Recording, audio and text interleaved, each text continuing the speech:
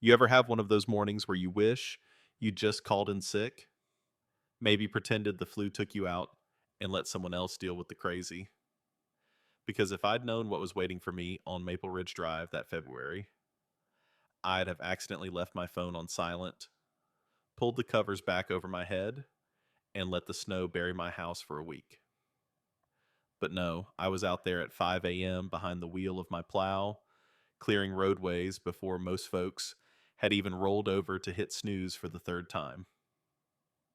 And that's when I saw her, Patricia Harrington, stomping down the street like she owned the county, not just the fancy house with the big bay window. And right then, I knew I was in for a show. You can always spot trouble, you know.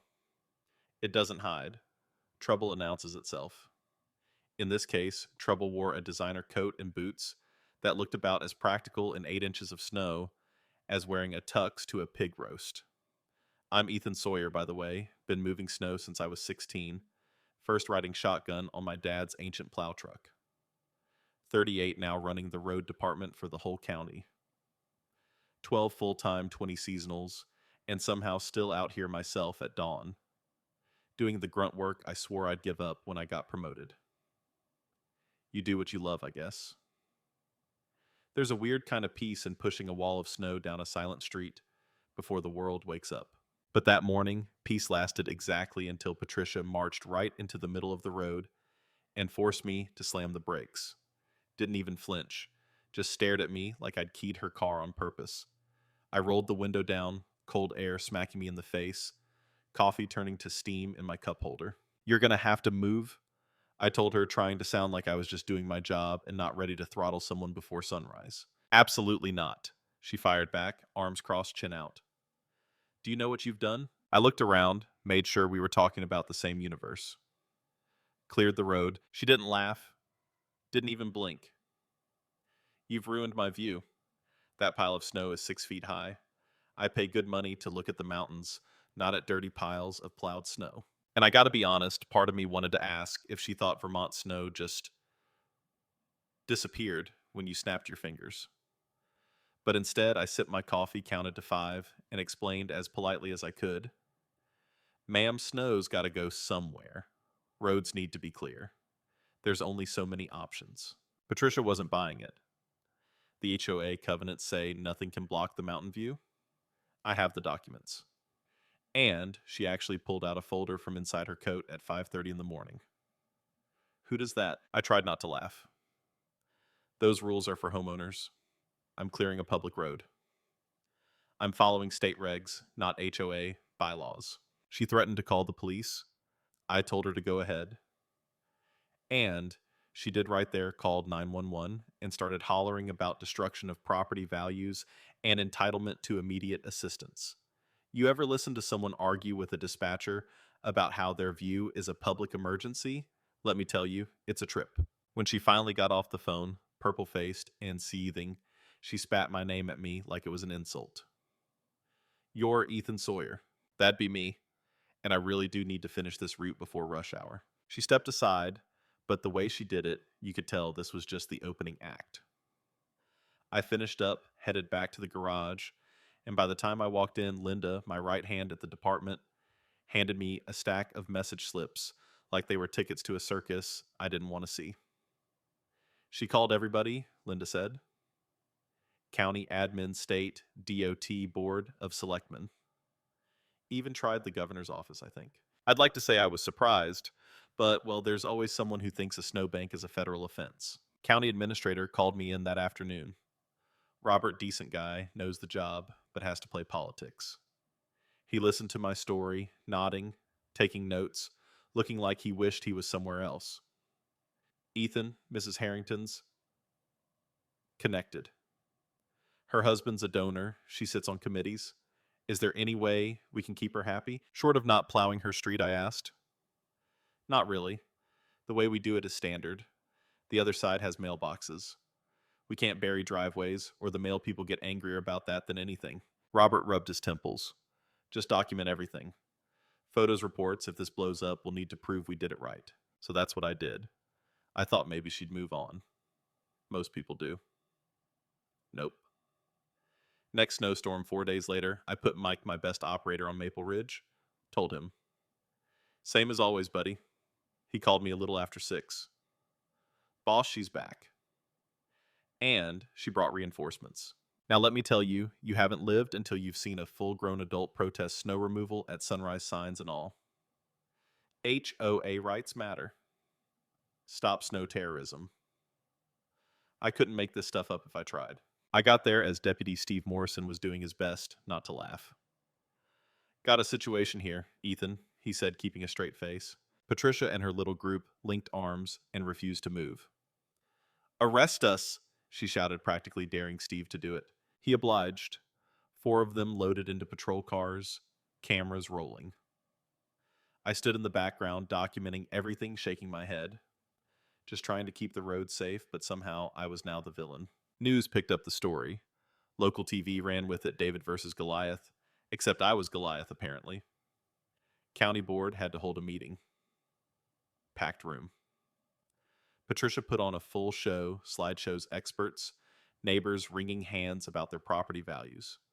Then came the folks from the rest of the county people who actually depended on those cleared roads, who reminded everyone what happens when ambulances or school buses can't get through. When it was my turn, I showed the maps, the photos, the budget numbers.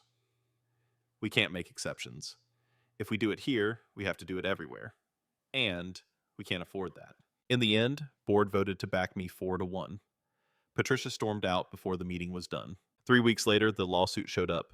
Patricia individually, and as president of the HOA, suing the county, my department, and me personally for damages, for civil rights violations, for emotional distress, you name it. County's insurance got me a lawyer, Michelle Sharp, as a tack, calm as a pond.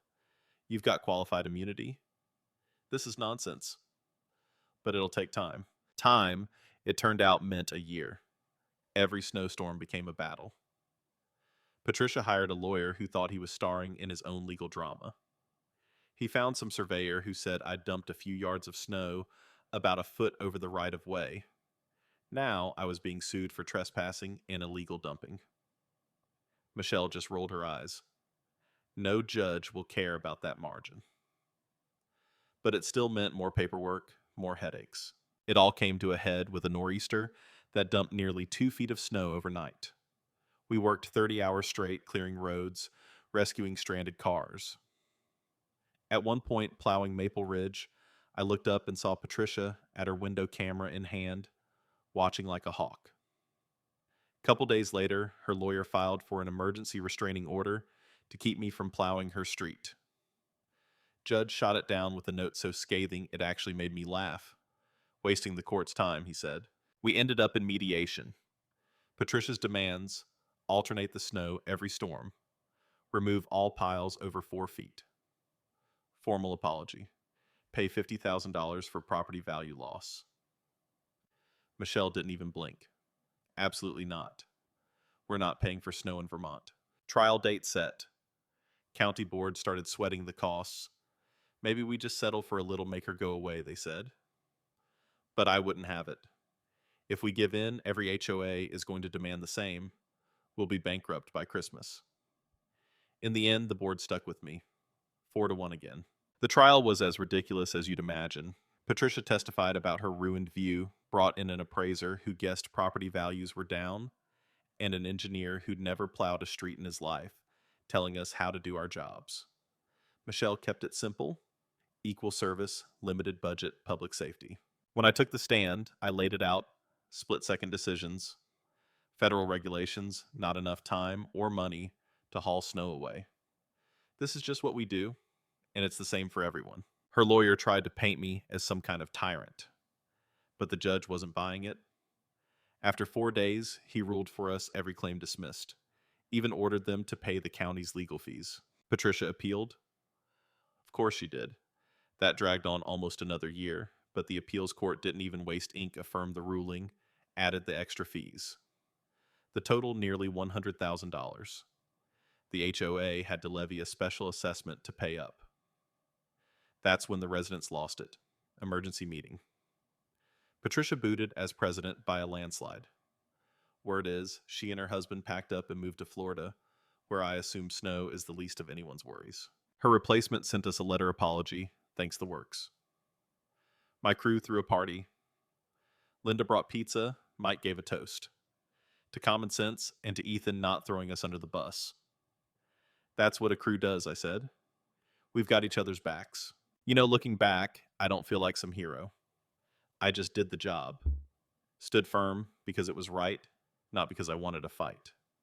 Sometimes you have to, even if it costs you, especially then. That's what I told Rachel, the woman I started seeing that fall. She asked if I regretted not settling, letting it all slide away. No, I told her. If I'd caved, I'd have to look at myself every day and know I'd let the whole system down. Every other guy out there trying to do a hard job fairly. Couldn't do it. And here's the thing, when the snow started falling again, 3 years since Patricia first blocked my truck, I was back on Maple Ridge before sunrise, pushing snow just like always. A few neighbors waved, one called thanks, and nobody called the cops about their view. That morning, I looked at the mountains. Yeah, still beautiful. Still there. And all that trouble, all that money, all that drama, because one person wanted a clear window more than a clear road. But the roads were safe, the county was safe, the precedent was set HO. A's can't dictate public service. And I learned something too. It's easy to be loud to make demands to threaten, but sometimes you just need to do your job. Document everything and stand your ground. The world won't always thank you for it, but you'll sleep better. I know I do.